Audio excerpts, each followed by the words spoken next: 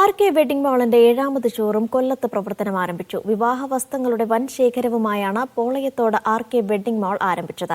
ചലച്ചിത്ര താരം ഷിയാൻ വിക്രമാണ് ഷോറൂം ഉദ്ഘാടനം ചെയ്തത്. 4 നിലകളിലായി പ്രവർത്തിക്കുന്ന ഷോറൂമിൽ വിവാഹ വസ്ത്രങ്ങൾക്കൊപ്പം ലോകോത്തര ബ്രാൻഡുകളുടെ വസ്ത്രങ്ങളുടെ വിശാലമായ ശേഖരവും ഒരുക്കിയിട്ടുണ്ട്.